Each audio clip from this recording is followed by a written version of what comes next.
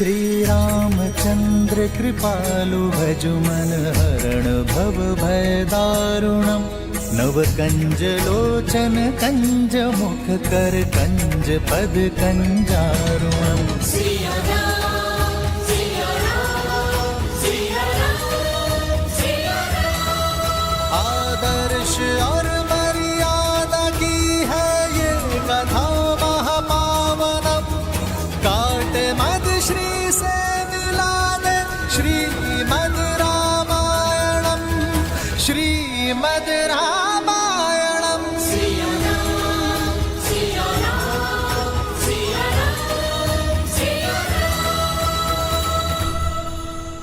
अनुपम, अब ये भोजन पदार्थ किष्किंधा के भंडारे में रख दो ताकि आने वाली वसंत ऋतु पे किसी भी वानर को भूख का सामना ना करना पड़े। चलो दल, जल्दी चलो। अद्भुत हनुमान।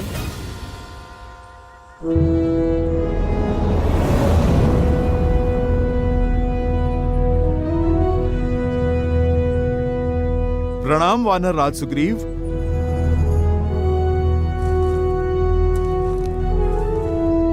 सेनापति हनुमान, अद्भुत है आपकी सूझबूझ और धन्य है हम कि हमें आपके जैसा सेनापति मिला। आपकी सूझबूझ के कारण हमें नया जीवन दान मिला। बीते वर्षों में जब जब भारी वर्षा हुई है तब तब राज्य में अन्न का अकाल पड़ा है, किंतु अब ऐसा नहीं होगा।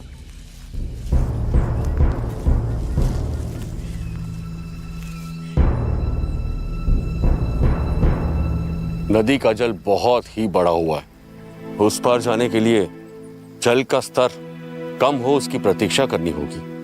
महाराज सुग्रीव, जो निराशावादी होते हैं वो परिस्थिति अनुकूल होने की प्रतीक्षा करते हैं। जो कर्म पे विश्वास करते हैं वो परिस्थितियों को अनुकूल कर लेते हैं। नल, नील,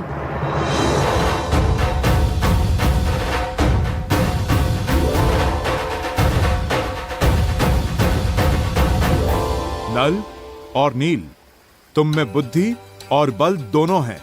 मैंने देखा है तुम्हें वृक्ष की बेलों से वृक्षों के बीच सेतु बनाते हुए। तो चलो आज इस नदी पार हम सेतु बनाते हैं। जो आज्ञा सेनापति।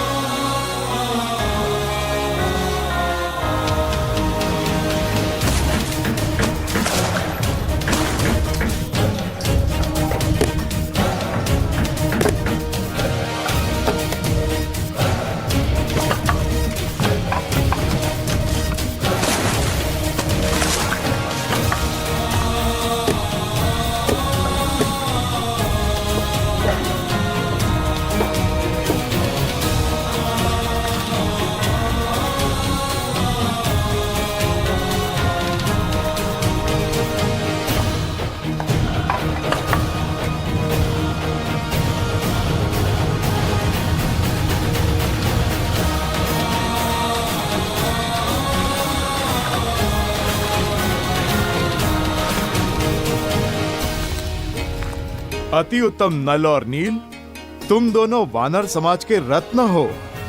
एक दिन तुम्हारा कौशल वानर जाति के गौरव का कारण बनेगा। अति उत्तम हनुमान, तुम्हारे मार्गदर्शन के बिना यह कार्य संभव नहीं था। नहीं महाराज, जिनकी बुद्धि उन्हीं का श्रेय, जिनकी योग्यता है गुण तो उन्हीं को मिलना चाहिए। ये तो नल नील की उपलब्धि है, उन्हीं का परिश्रम है और उन्हीं का श्रेय। नेत्र ही हृदय का प्रतिबिंब होता है हनुमान। जितने ही स्वच्छ और सरल तुम्हारे नेत्र हैं, उतना ही स्वच्छ और कोमल तुम्हारा हृदय भी है।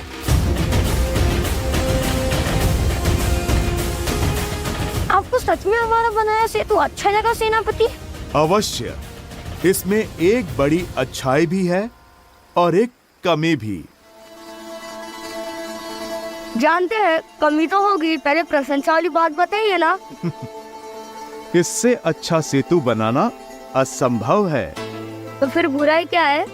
इसकी क्षमता। यदि कोई 100 गजों की शक्ति वाला वीर इस सेतु पे कूदे तो यह ध्वस्त हो जाएगा। तो फिर सेतु सुरक्षित है, क्योंकि इतने शक्तिशाली तो आप हैं, जिससे आपका बनवाया हुआ सेतु टूट जाए। अब शीघ्रता करो वीर, कुमार अंगद के अभिषेक की तैयारी भी तो करनी है। आप चिंता क्यों कर रहे हैं महाराज? जो तैयारियां हमने की हैं, आप चलकर तनिक उन्हें देख तो लें। मैं भूल क्यों जाता हूँ कि मेरे साथ हनुमान जी हैं। चलिए।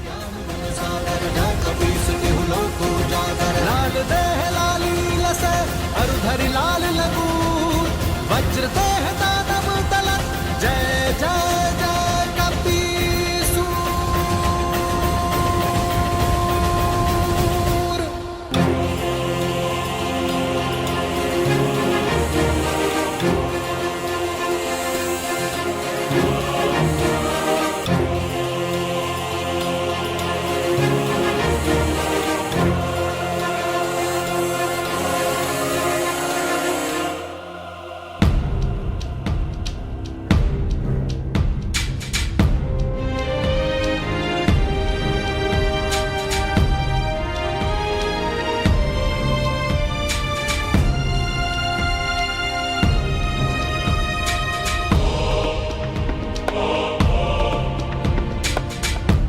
हनुमान, तुमने तो किष्किंधा को स्वर्ग जैसा सजा दिया।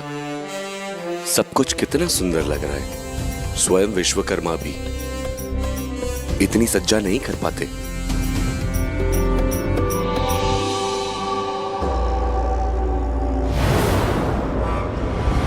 ऐ दोस्त, कहां बड़े चले जा रहे हो?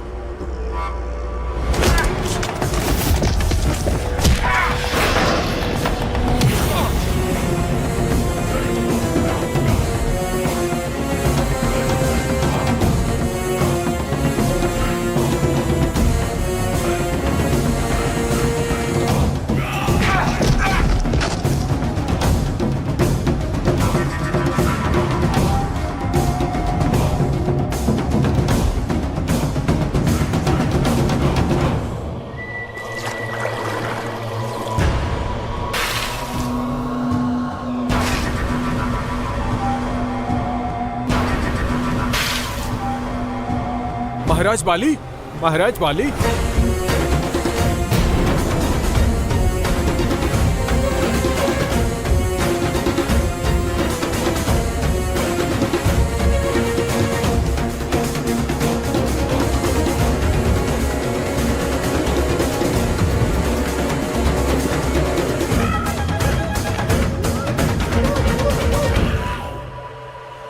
सुग्रीव!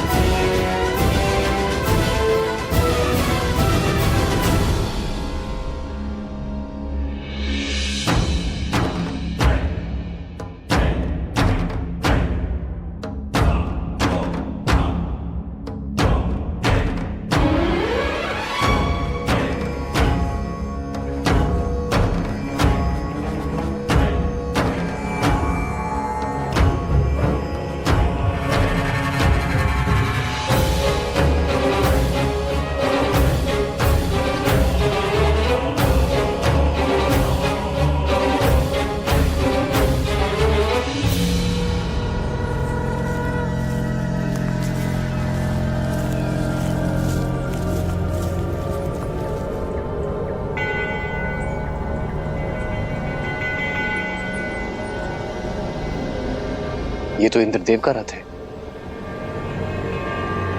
वो अवश्य ऋषि शरभंगा को लेने आए होंगे। हमें शीघ्र ही चलना चाहिए। ऋषि शरभंगा से मिलना इतना महत्वपूर्ण क्यों है श्री राम के लिए? श्री राम के जीवन की एक अत्यंत महत्वपूर्ण कड़ी है। ऋषि शरभंगा जो वन में अपनी सांसों की डोर थामे श्री राम की प्रतीक्षा कर रहे हैं, ताकि उनसे भेंट होने पर उन्हें ऋषि अगस्त्य तक पहुंचाकर अपना कर्तव्य निभा सके। अद्भुत है ऋषि शरभंगा की कर्तव्य परायणता, जहां वो अपना कर्तव्य निभाने के लिए स्वयं देवराज इंद्र के स्वर्ग आने की मनुहार को भी कई बार ठुकरा चुके हैं।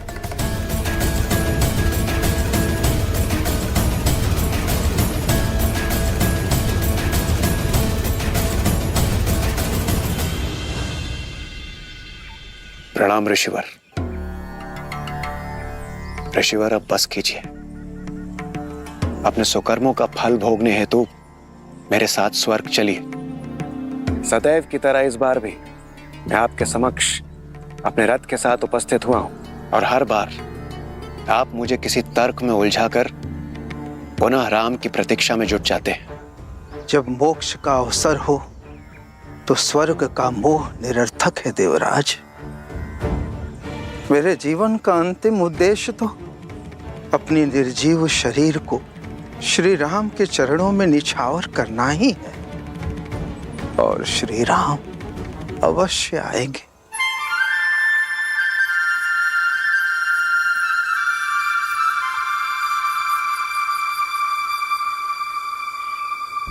उचित है ऋषिवर, किंतु इस बार मैं रिक्त हाथों से नहीं जाऊंगा। आपको मेरे साथ स्वर्ग चलना ही होगा।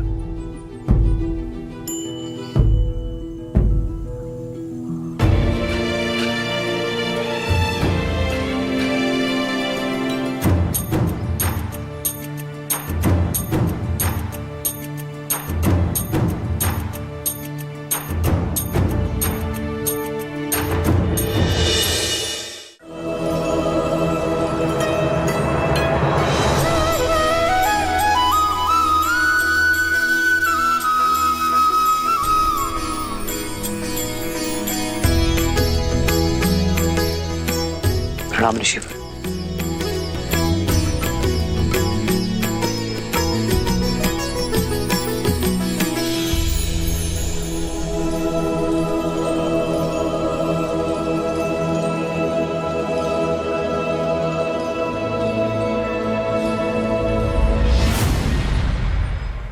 बैठिए ऋषिवर, बैठिए। राम, आप आ गए। आपने मेरी पुकार सुन ली। सहस्त्रों वर्ष से आपकी प्रतीक्षा में मर मर के जी रहा हूं। आपके दर्शन की अभिलाषा अपने श्वासों को रोके बैठा हूं, ताकि अपना कर्तव्य निभा सकूं, आपको मार्ग दिखा सकूं।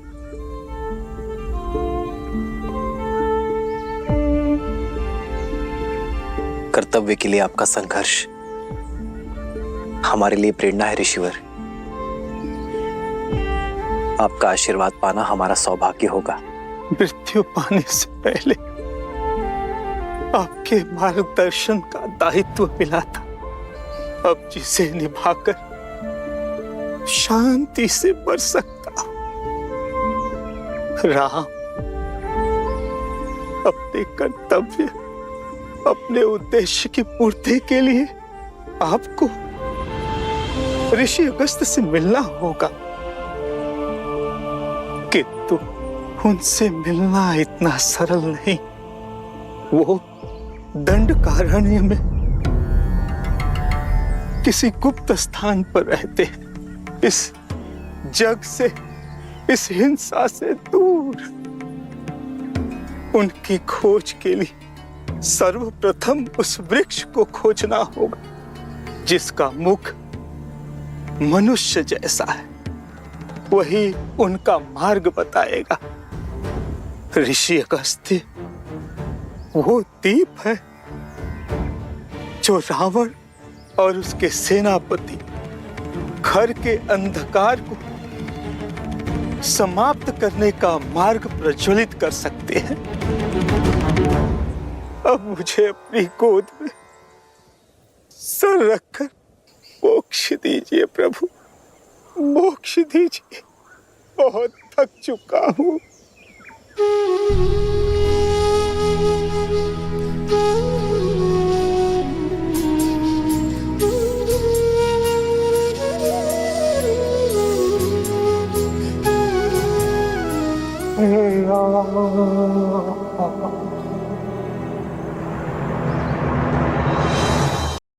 ऋषि शरभंगा का ज्ञान सदा हमारा मार्गदर्शन करता रहे। चलो लक्ष्मण, इनके अंतिम संस्कार की तैयारी करते हैं।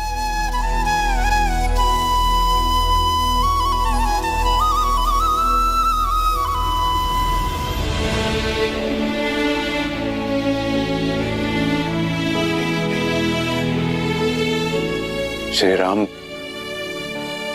मेरा एक निवेदन स्वीकार करें।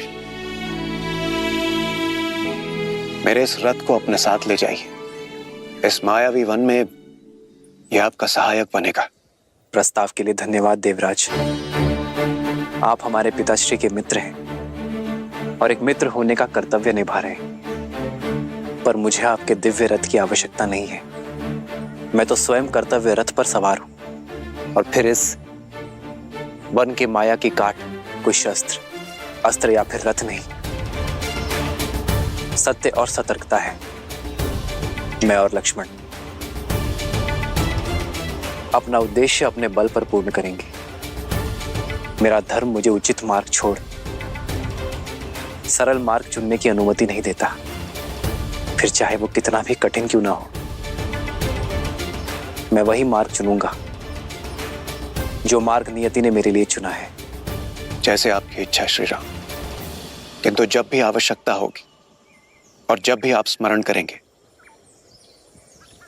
मेरा ये रथ सारथी के साथ आपके सम्मुख प्रत्यक्ष होगा।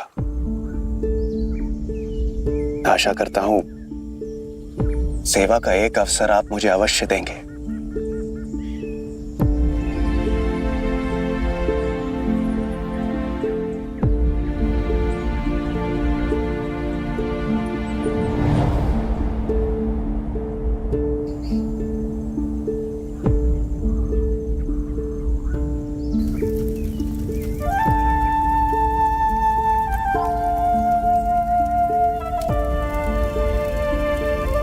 श्री राम, आपके जाने से पूर्व आपको कुछ दिखाना चाहता हूं।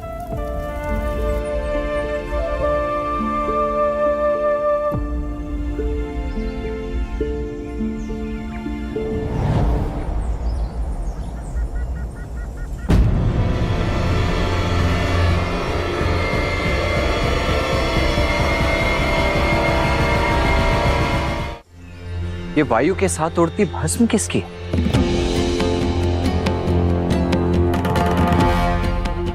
आइए आप स्वयं देख लीजिए।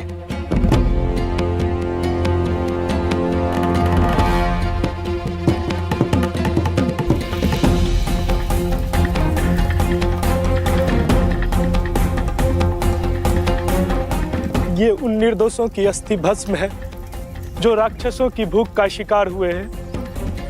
जब से पहले व्यक्ति को जलाया है, तब से ये अग्नि बुझी ही नहीं है। सदा कोई न कोई नया पीड़ित इसमें भस्म हो जाता है, और अब तो ये भस्म का ढेर इतना विशाल हो गया है, ये कदाचित कभी बुझेगा ही नहीं।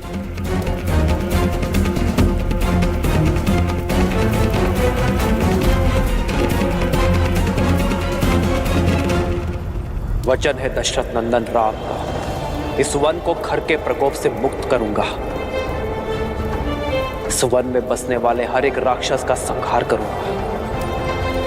दंडकारण्य में धर्म और शांति स्थापित करूंगा।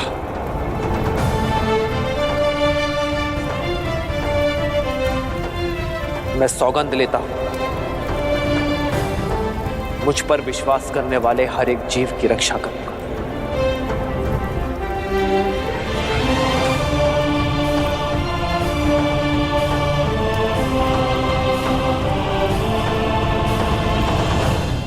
सदा से ही थी, मेरे राज्य के ऊपर और मेरी पत्नी के ऊपर। आप अपने दृष्टिकोण का दोष किसी की दृष्टि को मत दीजिए वानर राज। महाराज सुग्रीव के पास आपका विश्वास तोड़ने का कोई कारण नहीं है। ईर्ष्या से बड़ा ना कोई कारण होता है और ना ही कारक। इसकी इच्छा मेरा जीवन जीने की थी। महाराज आप क्षमा करें। सारी वानर जाति जानती है महाराज सुग्रीव से अधिक विश्वसनीय ना कोई भाई है और ना ही कोई मित्र। तुम्हारे इस विश्वसनीय मित्र ने मेरे विश्वास की हत्या की है। मेरी पत्नी, मेरा पुत्र, मेरा राज्य सब चुरा लिया है उसने। ये सत्य नहीं है। बोल दो दुष्टा। सुग्रीव ने जो कुछ भी किया उसका मोल तुम हो। तुम मेरे मृत्यु की प्रतीक्षा में थी ना कि तुम दोनों एक हो सको, वाह कर सको। प्रेम तो कभी तुमने मुझसे किए ही नहीं। नहीं वानर श्रेष्ठ,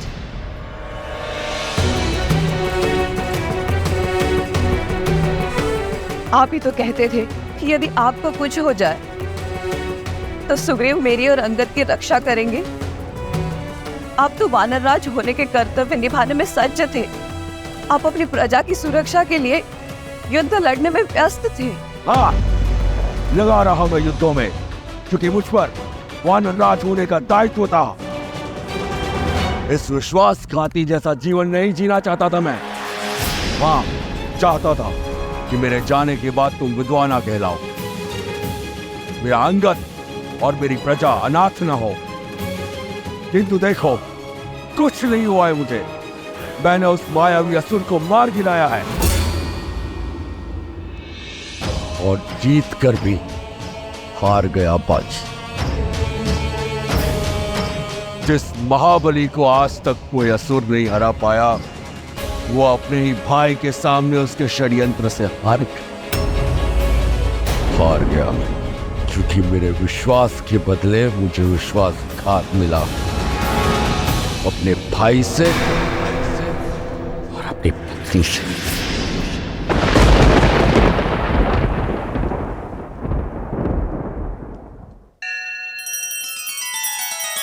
श्री रामचंद्र कृपालु भजुमन हरण भव भय दारुणम नव कंज लोचन कंज मुख कर कंज पद कंजारुणम। सिया राम, सिया राम, सिया राम, सिया राम। आदर्श और मर्यादा की है ये कथा महापावनम।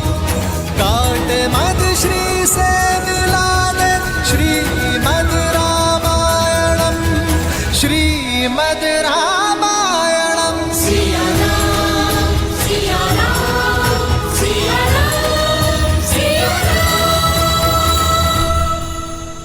महाराज बाली, आपको क्रोध शोभा नहीं देता। आपके बल के आगे सारा संसार नतमस्तक है। आप तो महान योद्धा हैं। अपने बल को सत्यापित करने के लिए मुझे तुम्हारे समर्थन की आवश्यकता नहीं हनुमान। यदि यहाँ किसी को मेरी शक्ति पर संदेह है तो आ जाए युद्ध भूमि में। महाराज बाली, मार्ग तो संवाद से भी खोजा जा सकता है। तुच्छ वानर, ये मेरे परिवार का निजी प्रकरण है, तुम बीच में मत बोलो।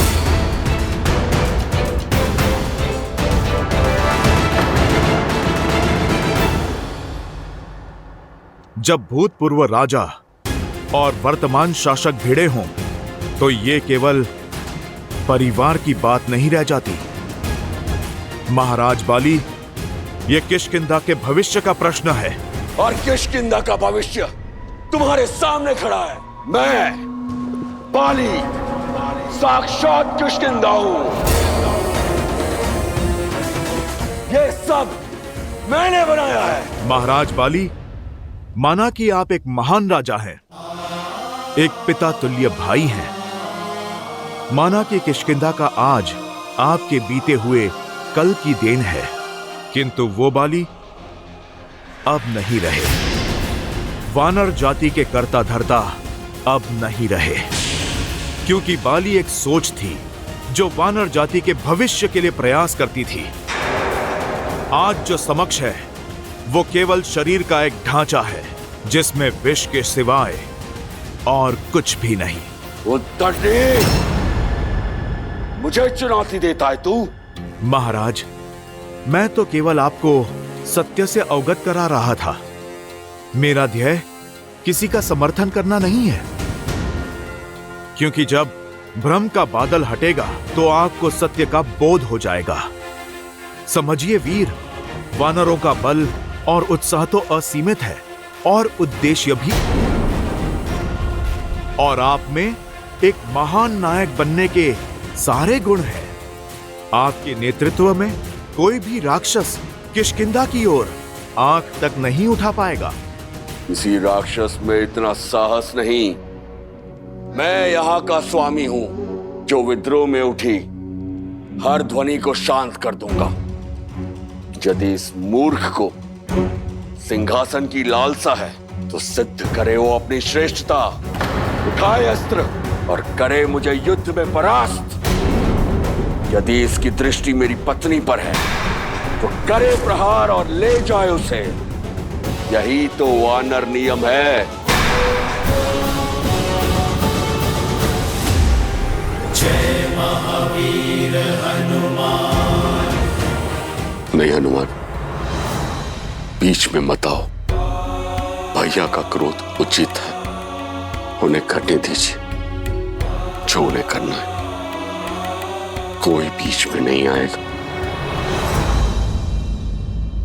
मान ली पर आ जाए। कायर, लड़ो।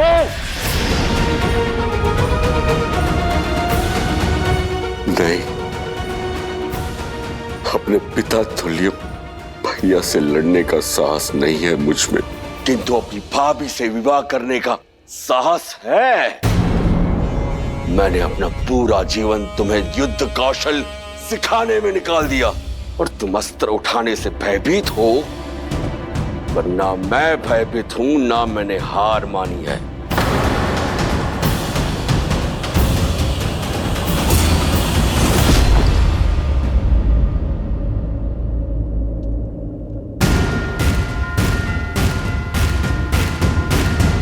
जय महावीर हनुमान। जय जय पवन पुत्र हनुमान। बजरंग बली हनुमान। जय जय महाबली हनुमान। हनुमान, तुम भी मुझे चुनौती देना चाहते हो? क्या तुम्हें भी मेरा ये सिंहासन और मेरी पत्नी चाहिए? बस महाराज,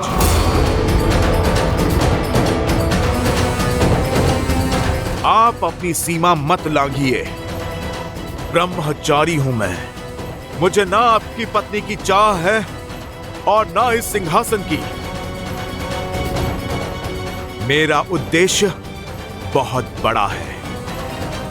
यहां मैं केवल कर्तव्य पालन के लिए हूं, सुग्रीव के लिए, वानर जाति के लिए। महाराज, मैं आपको केवल तर्क से धर्म के पाठ से परिचित करवाना चाहता हूं। आपके नए स्वरूप का आभास करवाना चाहता हूं। अपने प्रभु श्री राम की राह में चलकर राम भक्त बनाना चाहता हूं।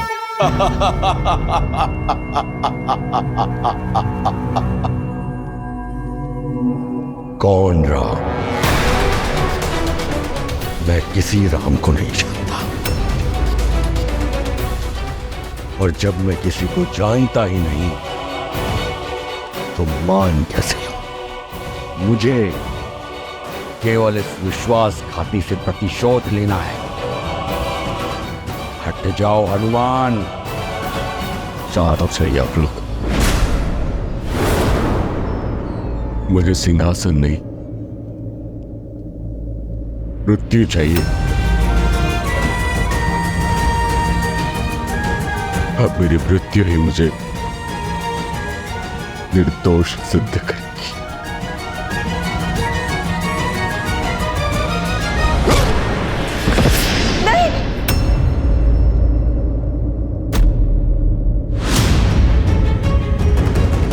चाचा चाचा चाचा श्री उठिए, चाचा श्री उठिए ना। अंगद, तुम भी इसके साथ हो? दूर हटो इस विश्वासघाती से।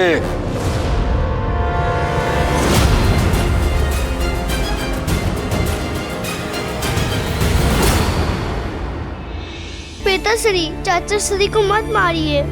छोड़ मेरा पैर, मूर्ख। नहीं पिताश्री, चाचा श्री के प्राण हरने से पहले आपको अपने पुत्र का वध करना होगा।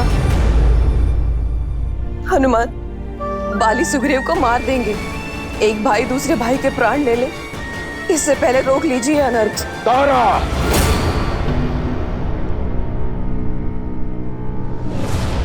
बाली, मैं अवसर दे रहा हूं ताकि तुम्हें सोचने का अवसर मिल सके। जब तुम्हारा क्रोध शांत हो जाए तो प्रतिशोध और परिणाम दोनों के बारे में सोचना।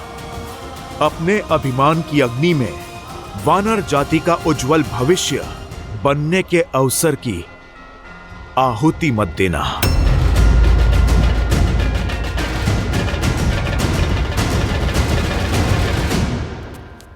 महाराज सुग्रीव, उठिए उठिए।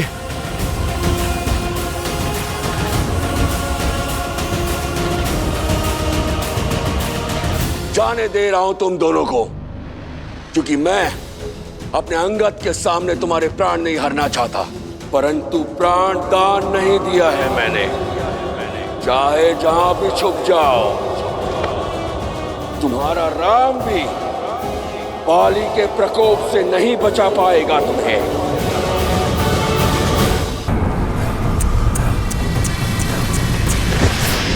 इस कीट को क्यों तरसा रहे हो रक्षक?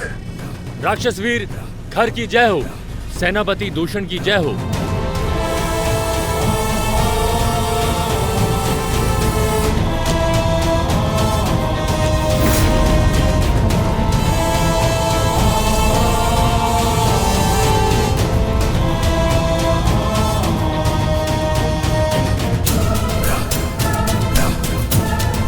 महाराज, ये उदंडी महल में घुसने का प्रयास कर रहा था, मैंने धर दबोचा। क्यों ऋषि, जीवन से मन ऊब गया है जो स्वयं मृत्यु के गर्भ में चले आए? हम अपनी पत्नी लेने आए हैं, जिसे तुम दोनों दुष्टों ने अपहरण करके बंदी बनाया है। मेरी पत्नी मुझे लौटा दो, अन्यथा। क्या?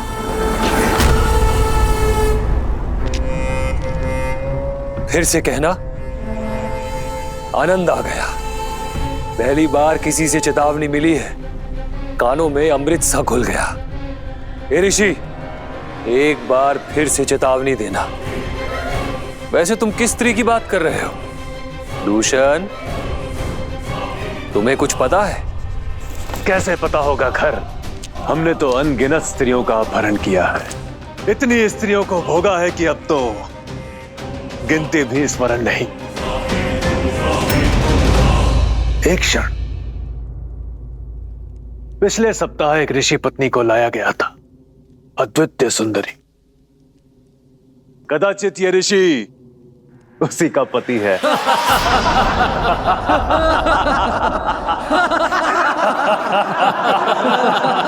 निर्लज्ज, पापी, श्राप है मेरा।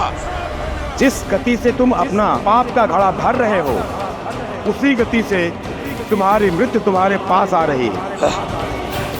तुम दोनों का अंत निकट है। श्राप, श्राप वो देते हैं जिनमें संघर्ष करने की शक्ति नहीं होती, मूर्ख। दंडक अरण्य के कर्ता धर्ता है हम। राक्षस राज रावण के सौतेले भाई और प्रतिनिधि है हम लोग। इस वन के स्वामी है हम लोग। दंडक के भगवान हैं हम। अब बताओ, भगवान को मारने का साहस किस में है? तुम में नहीं ना? तुम जानते हो कि भगवान क्या कर सकता है? जानते हो?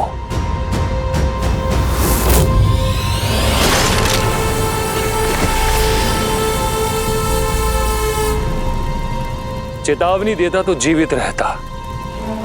इसे हर दिन बुलाकर इसकी चेतावनी सुनते, आनंद आता, मनोरंजन होता। श्राप देकर सारा आनंद भंग कर दिया।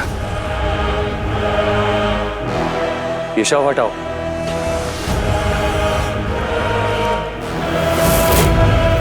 भैया,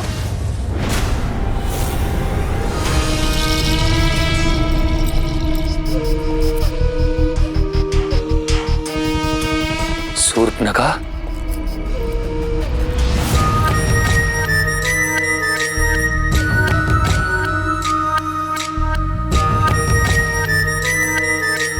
आज लंका छोड़ के दंडकारण्य में कैसे आना हुआ? रावण भैया की आज्ञा का पालन करने।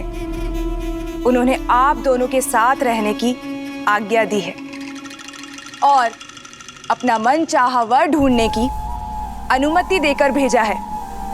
भैया, आप दोनों मेरी सहायता करेंगे ना? निसंदेह लंकेश की आज्ञा का पालन अवश्य होगा, क्योंकि हमारी नीति के अनुसार इस वन में पग धरने वाली प्रत्येक स्त्री हमारी संपत्ति होती है और सभी पुरुष मेरे खिलौने। हाय, अधर्म और संहार ही राक्षस राज है।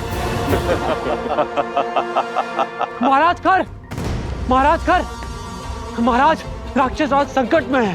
क्या हुआ? महाराज कर, विराट मारा गया।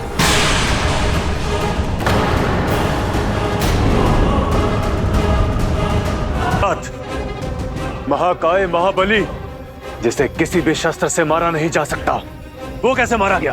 किसने किया यह दुस्साहस? देवता, नाग, गंधर्व या त्रिदेव? बोलो, किसने मारा विराट को? एक साधारण वनवासी मानव और उसके भाई ने महाराज।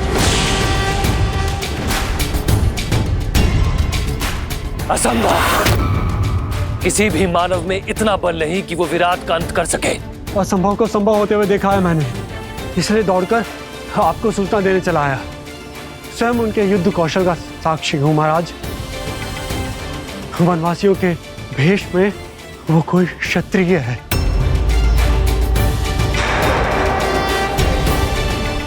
महाराज, दो भाई हैं वो, राम और लक्ष्मण, और उनके साथ एक सुंदरी भी है। 3 मनुष्य दंडक आरण्य में उन्मुक्त घूम रहे। साहसी वनवासी, उसका भाई और पत्नी भी।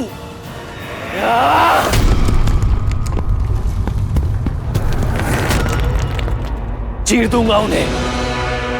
दंडक अरण्य के राक्षस राज को चुनौती देकर कोई जीवित नहीं रह सकता। एक क्षण खर भैया, उस स्त्री का विवरण दो। कैसी दिखती है वो? अनुपम सौंदर्य है उस स्त्री का। हिरनी सी आंखें, गज सी चाल, पुष्प सी कोमलता, देव तुल्य तेज है।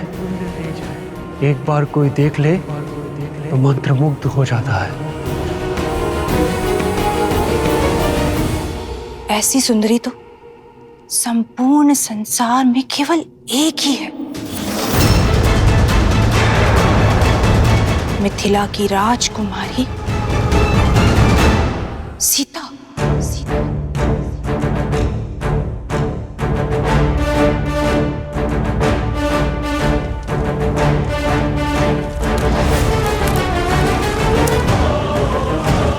भैया सावधान।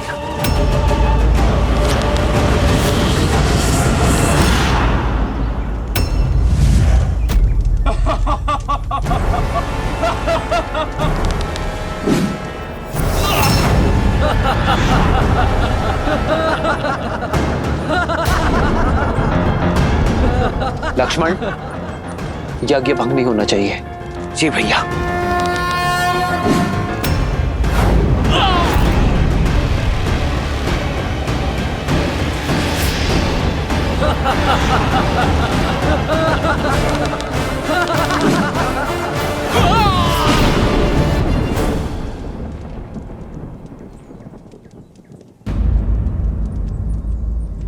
लक्ष्मण, तुम सावधान रहना, मैं अभी आया।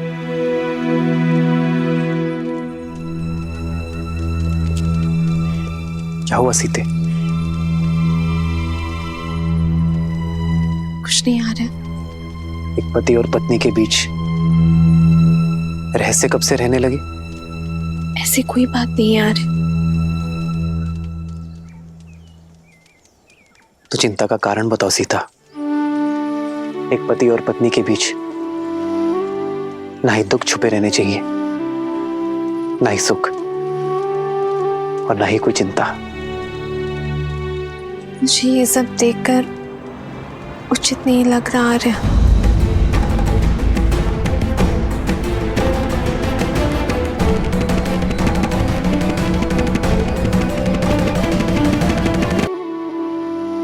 ना ही दुख छुपे रहने चाहिए, ना ही सुख, और ना ही कोई चिंता। मुझे ये सब देखकर उचित नहीं लग रहा है। और हिंसा तो सबसे बड़ा धर्म है ना, फिर धर्म के पथ पर चलने वाले हिंसा का पालन कैसे कर सकते हैं? अरे उचित कहा तुमने सीते। अहिंसा से बड़ा कोई धर्म नहीं है, किंतु कई बार शांति पाने के लिए युद्ध करना आवश्यक हो जाता है सीते। और हिंसा तो हम हर क्षण करते हैं। हम जब श्वास लेते हैं तो न जाने कितने सूक्ष्म जीव मारे जाते हैं। हम जब धरा पर चलते हैं तो न जाने कितनी वनस्पति, कितने कीट कुचले जाते हैं।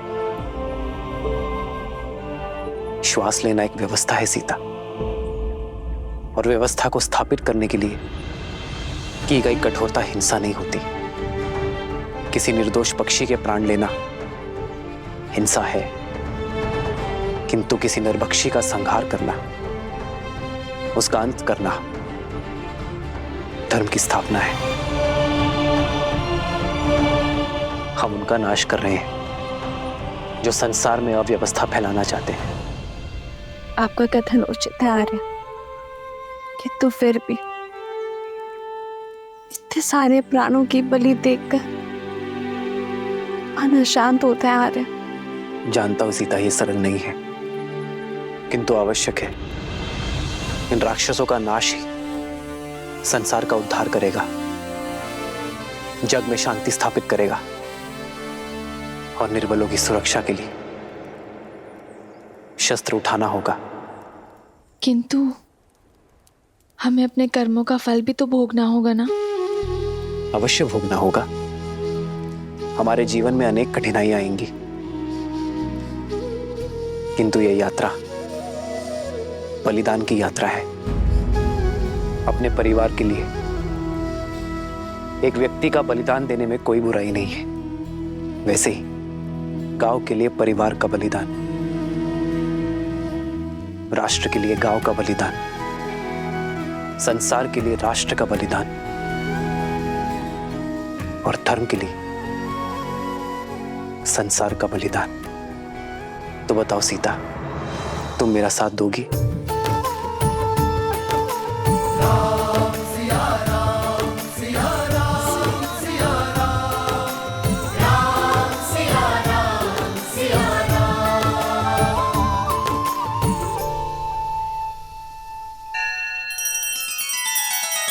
श्री रामचंद्र कृपालु भजु मन हरण भव भय दारुणम। नव कंज लोचन कंज मुख कर कंज पद कंजारुणम। सिया राम सिया राम सिया राम सिया राम। आदर्श और मर्यादा की है ये कथा महापावनम। काट मद श्री से मिला दे श्रीमद् रामायणम। श्रीमद् रामायणम।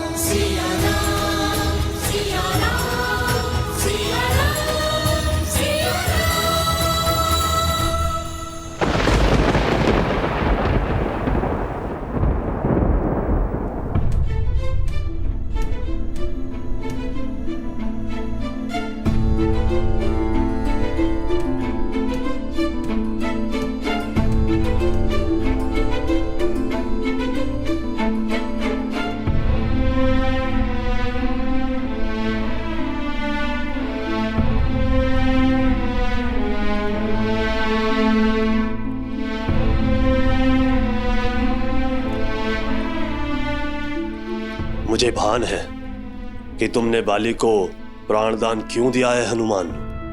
वानरों की नियति से अनभिज्ञ नहीं हूं मैं। जामवंत जी, बाली कभी बुरा नहीं था, पर क्रोध ने उसकी बुद्धि भ्रष्ट कर दी। सुग्रीव बाली विवाद में मैं वानरों की शक्ति की हार स्वीकार नहीं कर सकता था, इसलिए मुझे हस्तक्षेप करना पड़ा। मुझे आशा है कि बाली अपना अभिमान त्याग महाराज सुग्रीव को अपना ले, तो वानरों की सफलता का उदय हो जाए। पर तुम्हारी आशा टूटती दिखती है मुझे। बाली हमारा साथ कभी नहीं देगा। भ्रम के मेघों से यदि अपमान का चक्रवात मिल जाए तो विनाश कोई नहीं रोक सकता हनुमान। बाली का अभिमान ही उसके अंत का कारण बनेगा।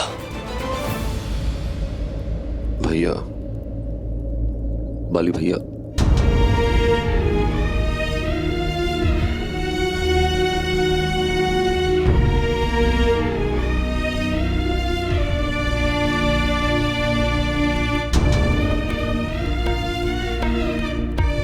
हनुमान, बाली भैया को प्राण दान देकर तुमने मुझे जीवन दान दिया। महाराज सुग्रीव, परंतु मुझे खेद है, बाली जैसा बुद्धिमान व्यक्ति कैसे सत्य नहीं देख पा रहा।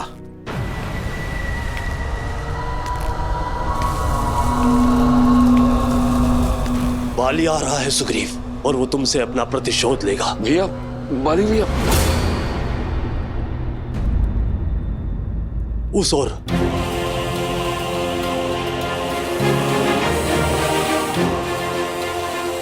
जय श्री राम। जय महावीर हनुमान, जय जय पवन पुत्र हनुमान। यहां से ऋष्यमुख पर्वत चले जाओ। ऋषि मतंग के श्राप के कारण बाली वहां पर प्रवेश नहीं कर सकता। सुग्रीव वहां पर सुरक्षित रहेगा। चलिए महाराज।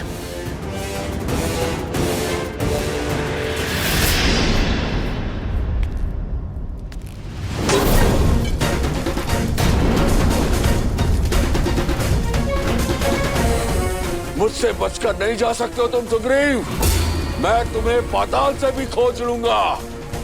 ऋषिमुख पर्वत पर पहुंचने से ही पहले मार दूंगा मैं तुझे।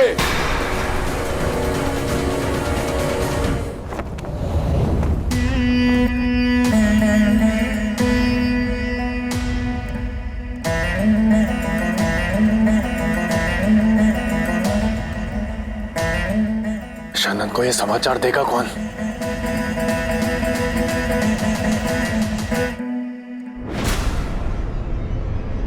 भाई की गंध मुझसे छुपती नहीं कर। और उससे भी बड़ी बात, ये गंध मुझे भाती नहीं।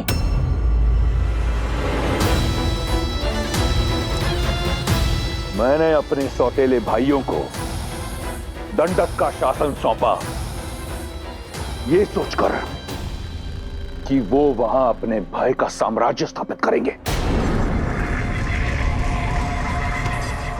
इसलिए नहीं कि वो इस तरह भयभीत होकर मेरे समक्ष खड़े हों। तुम्हारे झुके हुए नेत्र इस साफ बताते हैं कि तुम्हारा भय, तुम्हारी व्याकुलता उचित भी है और आवश्यक भी,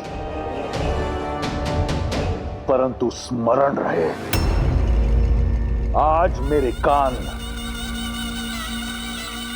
किसी भी प्रकार की बुरी सूचना सुनने को सज्ज नहीं। ये भय फिर दिखा तुम्हारे नेत्रों में,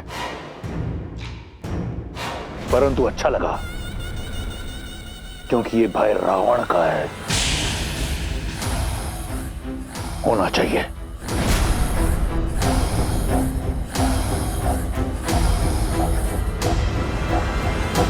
भयदान दिया तुम्हें, बोलो। भैया, लंकेश विराट मारा जा चुका है। तो विराट रावण नहीं, काल जिसके वश में हो। परंतु लंकेश, विराट का संहार एक वनवासी मनुष्य के हाथों हुआ है। किंतु वो एक साधारण व्यक्ति नहीं है। अयोध्या नरेश दशरथ के पुत्र राम और लक्ष्मण है, और उनके साथ एक सुंदरी भी है, राम की पत्नी मिथिला कुमारी सीता।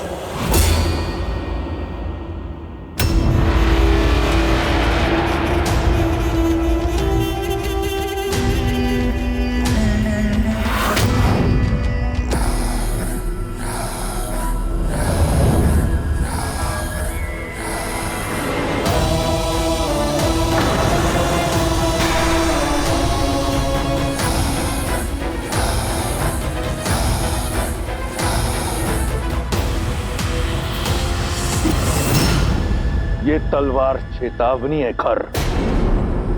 वन का दायित्व तुम्हारा है, तो उसमें उपजी समस्या मेरी क्यों? यहां बालकों की भांति भिक्षा मत मांगो, वीरों की भांति लड़ो और मार दो उन वनवासियों को।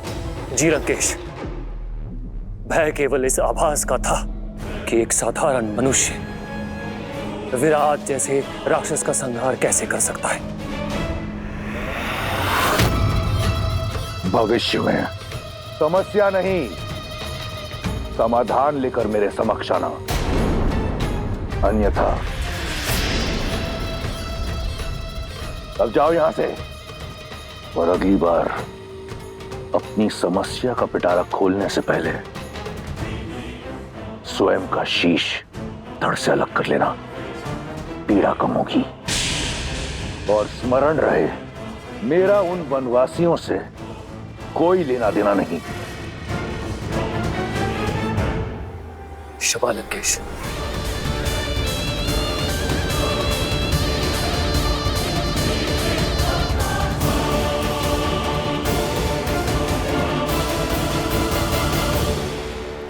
नहीं स्वामी, ऐसा मत कीजिए।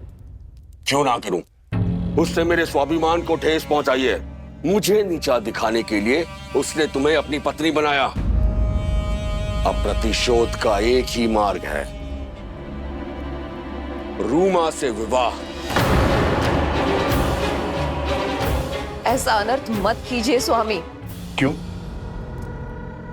क्यों ना करूं? वो करे तो नियम और मैं करूं तो अनर्थ। जो नियम सुग्रीव पर लागू होता है, तुम पर लागू होता है, वो मुझ पर क्यों नहीं? क्योंकि सुग्रीव ने आप ही के आदेशानुसार उस गुफा के मुख पर चट्टान रखी थी। आप ही के आदेश पर उसने किष्किंधा को संभाला था। और स्वामी, आपने तो रूमा को पुत्री समान प्रेम दिया है, तो अब क्यों प्रतिशोध की आग में आप अपना सम्मान, अपना गौरव और अपने धर्म को भस्म कर रहे हैं? क्यों अधर्म करके नर्क के भागी बन रहे स्वामी? चट्टान तब रखनी थी जब मेरी मृत्यु हो जाती, तब। लेकिन रक्त बहकर बाहर आया था। वो रक्त नहीं था। वो उस मायावी की माया भी तो हो सकती थी ना। सुग्रीव की चाल भी तो हो सकती है। नहीं चाहिए मुझे धर्म, नहीं चाहिए मुझे स्वर्ग, और ना ही मोक्ष। यहाँ राज शक्ति और युक्ति से होता है, और ये दोनों ही अपार है मेरे पास। इसलिए राज भी मेरा होगा और रूमा भी। सुग्रीव को मूल्य तो चुकाना ही होगा। सैनिकों, रूमा को मेरे समक्ष प्रस्तुत करो। रुक जाइए स्वामी, अंगद के विषय में तो सोचिए। वो भी बालक है, उस पर क्या प्रभाव पड़ेगा? उसके लिए यह प्रशिक्षण होगा। वो भी तो देखे कि वानर राज कैसे बना जाता है।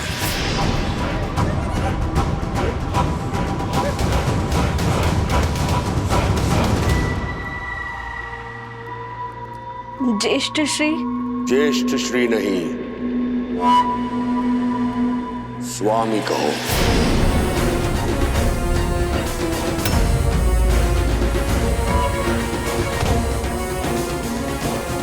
आज से तुम मेरी पत्नी हो।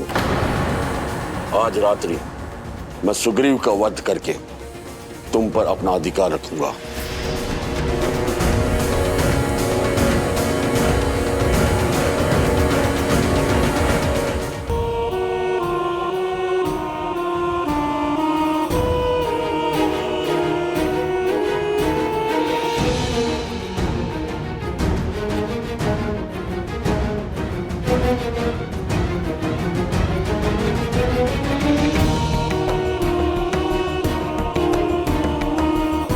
जो तुम्हारा नहीं है उसे पाने की लालसा छोड़कर जो है उसी में संतुष्ट रहना सीखो।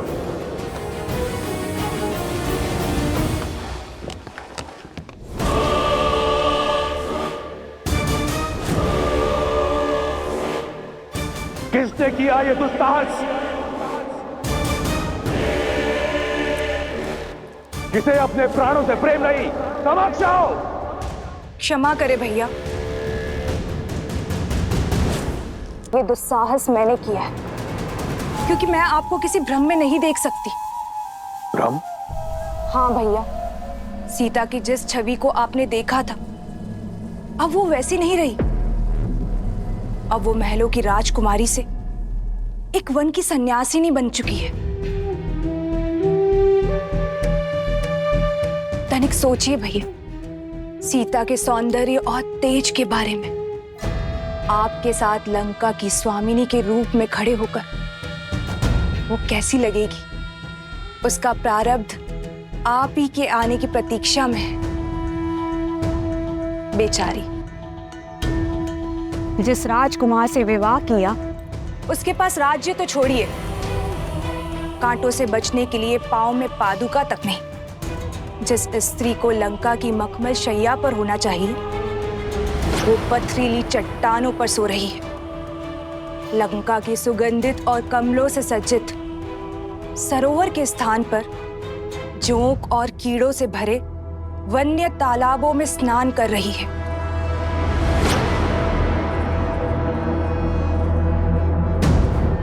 सीता लंका के लिए बनी है और लंका सीता के लिए। ये शब्दों का खेल मेरे साथ मत खेलो। मैंने तुमसे परामर्श नहीं मांगा, आदेश दिया था दंडक में निवास करने का। जाओ। भैया, मैं आपके भीतर चल रहे इस द्वंद्व को समझती हूँ। चाहे वर्षों लग जाए, उस घने विशाल दंडक वन में मैं खोजूंगी सीता को। आपके समक्ष तभी आऊंगी जब उन दोनों भाइयों के अंत का कारण बनूंगी।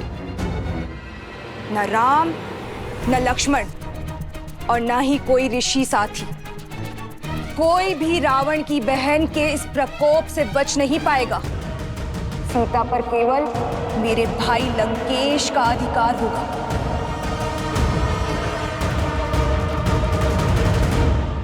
राम राम राम राम राम राम राम राम राम। महाराज, बस कुछ देर और, हम लोग ऋषिमुख पर्वत के निकट हैं। राम राम राम राम। रुक जाइए महाराज।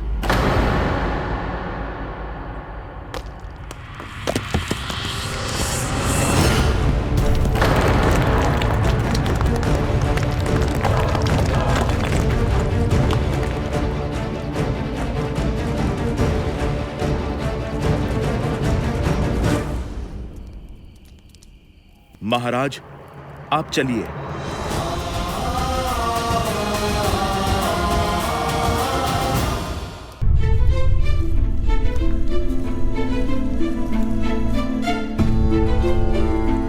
बालपन में बाली भैया जितना प्रेम करते थे मुझसे, तुम देखना हनुमान, बाली भैया को उनकी भूल का पश्चाताप अवश्य होगा।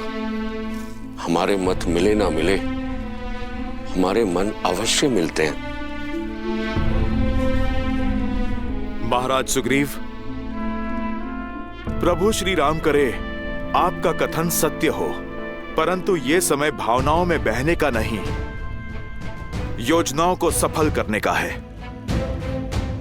ऋषिमुख पर्वत तो समक्ष है और योजना तो ऋषिमुख पर्वत पर आने की थी ना। ये सारे पेड़, ये ऋषिमुख पर्वत की सीमा ही तो है। महाराज, आप चिंता ना करें, मैं बाली के हर एक प्रहार से आपको बचा लूंगा।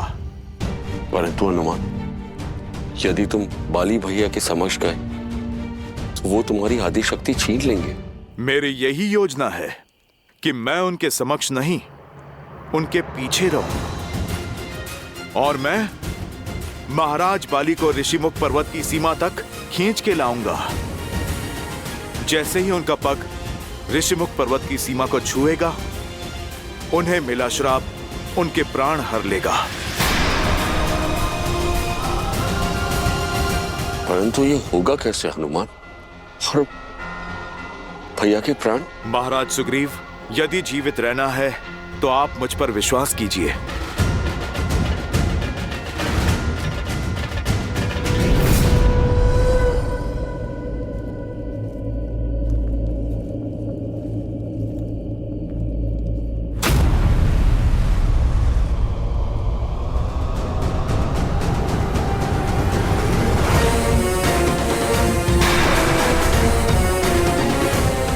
मुझे देखकर भाग रहा है कायर।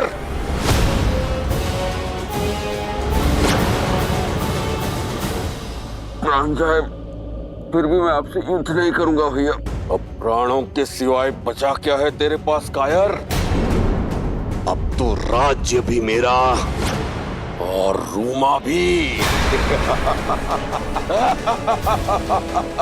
अब मत रोकिएगा महाराज सुग्रीव।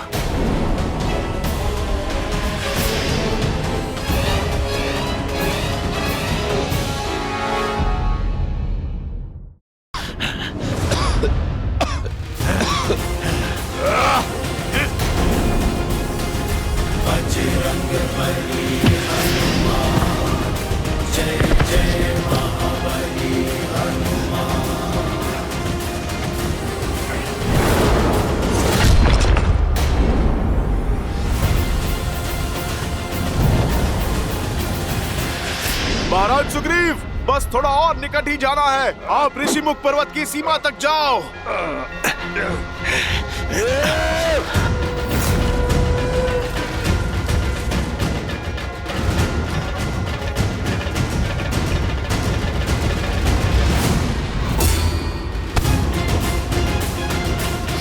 छोड़ो हनुमान, मुझे जाने दो। महाराज बाली, ऋषिमुख पर्वत के स्पर्श का आनंद नहीं लोगे? मैं चाहूं तो एक क्षण में आपको पर्वत के शिखर पे फेंक सकता हूं, जहां पर गिरते ही आप ऋषि मार्तंड के श्राप से भस्म हो जाओगे। मैं सुग्रीव को मारे बिना नहीं जाऊंगा यहाँ से। फिर तो हम सदा सदा के लिए इसी अवस्था में उलझे रहेंगे महाराज बाली। महाराज बाली, आप मेरी बात ठीक से समझो। एक उपाय है मेरे पास।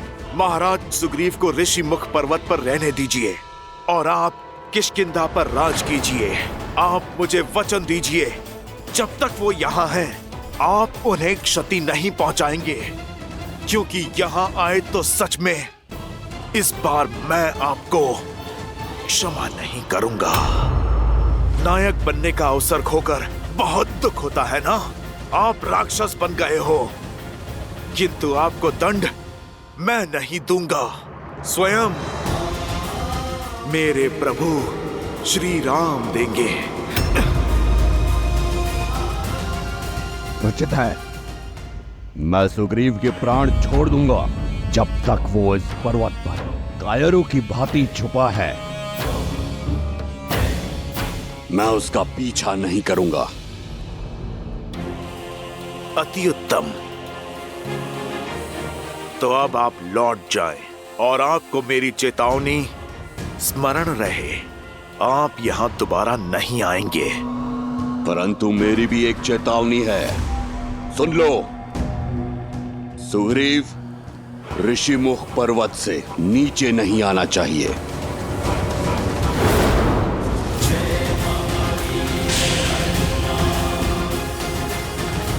बाली, जल्द से मेरी शक्ति भी ले लो, तो भी मुझसे युद्ध करने के लिए तुम्हें सीमा को लांघना होगा।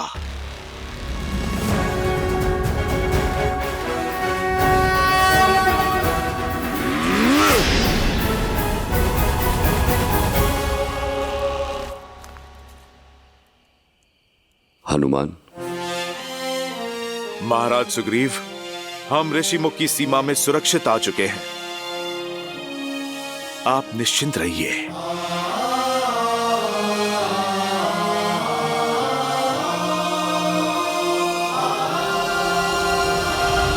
धन्यवाद हनुमान, तुमने जीवन दान दिया है मुझे, किंतु मेरा दुर्भाग्य देखो, मेरे अपने ही भाई ने मुझसे मेरी पत्नी, मेरा घर, मेरा राज्य सब छीन लिया। महाराज सुग्रीव, अधर्म का वृक्ष तेजी से पनपता है और उतने ही तेजी से काटा भी जाता है। बाली का नाश अवश्य होगा, क्योंकि धर्म के रक्षक मेरे प्रभु श्री राम आ रहे हैं। जय श्री राम। जय श्री राम।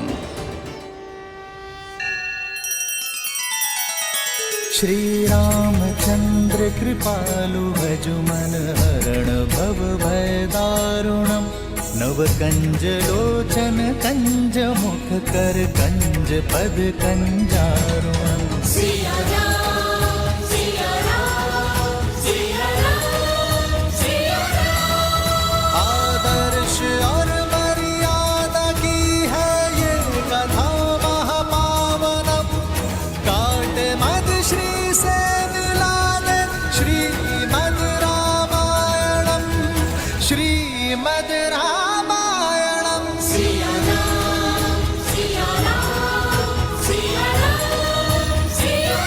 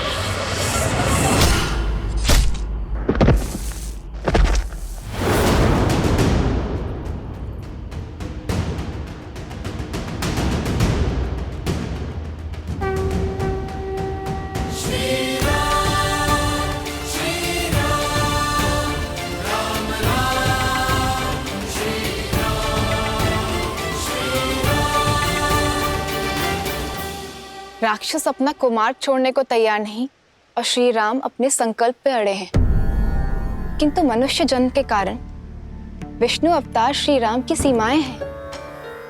मनुष्य जन्म की भी मर्यादाएं हैं। बल और छल में वो इन राक्षसों से कैसे जीत पाएंगे? देवी, श्री राम की सीमाएं केवल मर्यादा तक सीमित है। समय और प्रयास की कोई सीमा नहीं है श्री राम के लिए, और इसी कारण इस वनवास काल में श्री राम ने सैकड़ों राक्षसों का संहार किया, कई ऋषियों और ऋषि कन्याओं का उद्धार किया। आयुष्मान बाबा, इसी तरह धर्म की रक्षा के लिए आगे बढ़ते रहो। नियति तुम्हारे साथ है। और साथ ही ज्ञान भी बटोरते चले गए, और इसी प्रकार धर्म और न्याय के पथ पर चलते हुए कई वर्ष बीत गए, परंतु इतना समय व्यतीत हो जाने के उपरांत भी श्री राम की भेंट ऋषि अगस्त्य से नहीं हुई थी। वो ऋषि अगस्त्य जिनके पास स्वयं श्री राम के प्रारब्ध की कुंजी है, इससे पूर्व की बहुत देर हो जाए, श्री राम का ऋषि अगस्त्य से मिलना अत्यावश्यक है।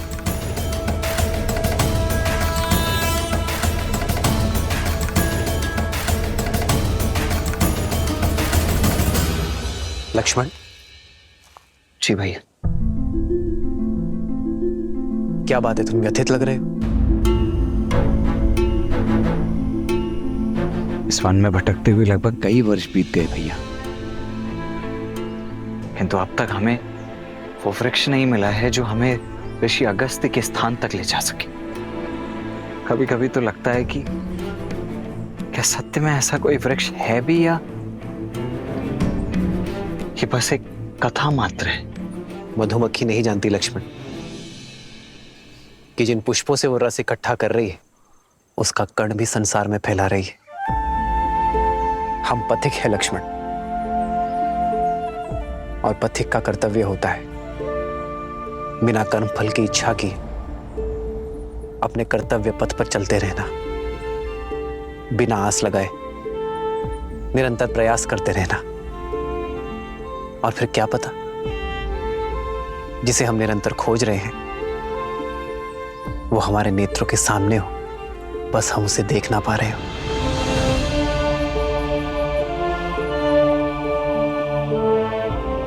जी भैया। आओ सीता।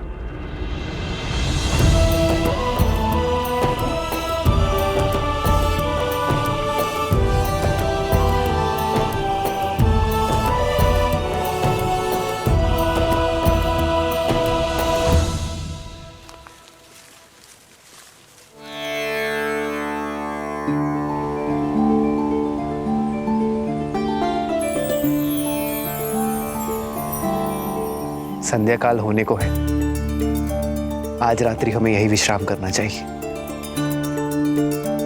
जी भैया।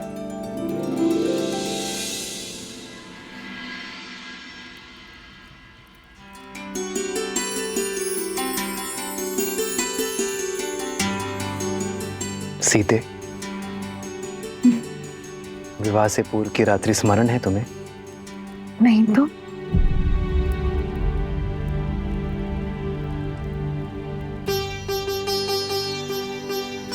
स्मरण उसे किया जाता है जिसे बुलाया जा सके, और मैं तो आज भी उसी क्षण में हूँ, उसे जी रही हूँ। उस रात्रि भी चंद्रमा इतना ही सुंदर था, और मिथिला की शीतलता पवन में घुली थी, मेरी सीता की सुगंध। अच्छा, मैं नहीं जानती थी कि धनुर्धर राम शब्दधर भी है। आप तो कविताएं कहने लगे। जब जीवन संगिनी प्रकृति से मिले तो कोई भी कवि बन सकता है। राम राम राम राम। भैया सावधान, केवल स्वर है भैया, कोई दिखाई नहीं दे रहा। यह अवश्य ही उन उद्दंडी राक्षसों की कोई चाल हो सकती है।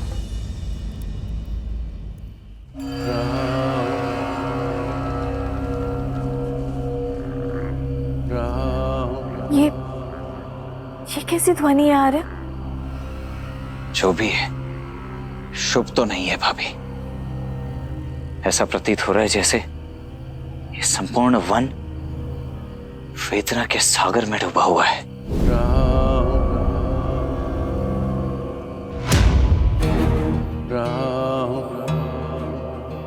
स्वर वहां से आ रही है। सावधान भैया, ये किसी असुर का छल भी हो सकता है।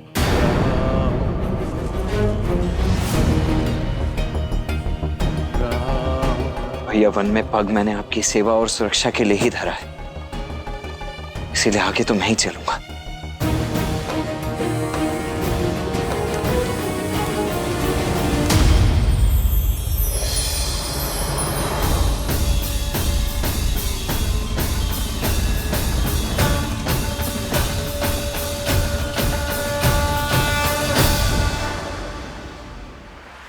देखा भैया, मैंने कहा था ना ये एक माया जाल है।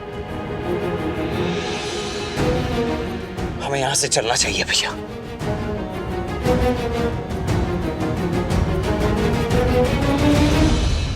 राम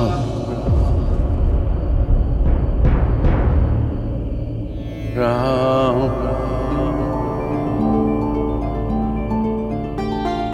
राम। नहीं लक्ष्मण, इस वृक्ष की पुकार में छल का सार नहीं, करुणा का संसार सुन रहा हूं मैं। राम संभल कर भैया, संभल कर भैया। राम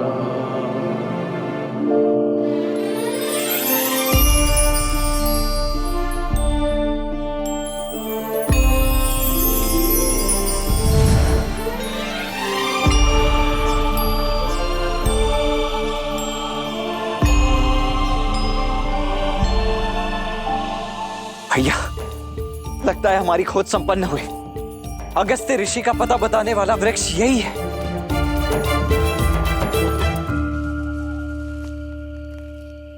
राम किसी वेदना में हो मित्र?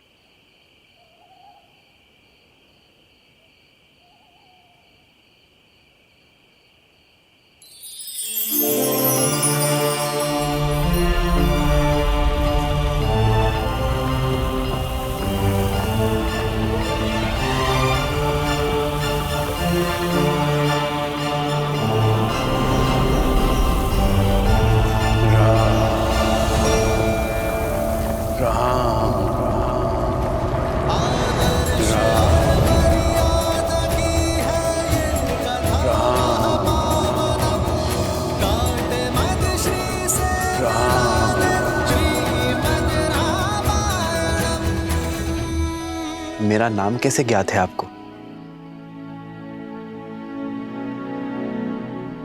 इस सुरक्षा कवच को भेद कर मुझ तक पहुंचने का सामर्थ्य केवल आपकी करुणा में है राम। सैकड़ों वर्ष बीत गए प्रतीक्षा में, आज मेरे सौभाग्य के द्वार खुल गए। प्रणाम। आपके शब्दों में ज्ञान का आधार दिख रहा है। कौन है आप? मैं सुतीक्ष्ण, ऋषि अगस्त्य का शिष्य हूं। महर्षि अगस्त्य के शिष्य?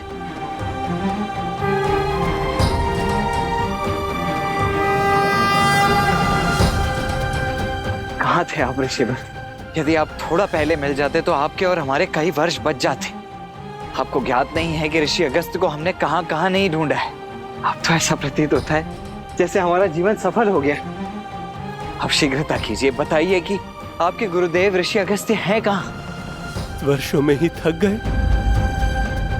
ऋषि अगस्त्य और मैं तो सदा सर्वदा से श्री राम की प्रतीक्षा कर रहे हैं।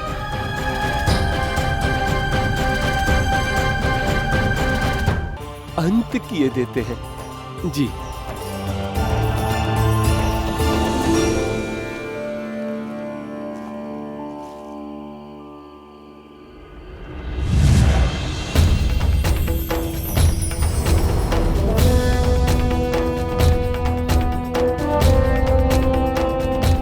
आइए राम, इस ओर राम।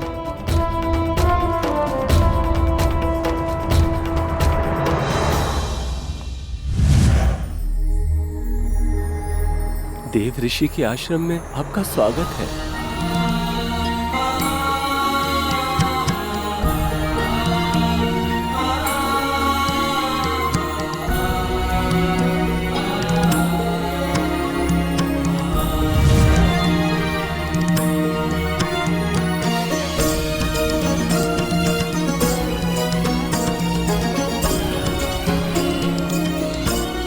कितना सुंदर वातावरण है ना।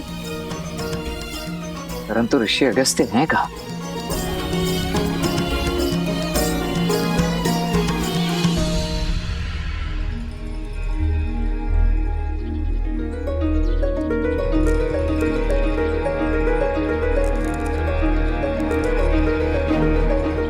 सामने देखो लक्ष्मण,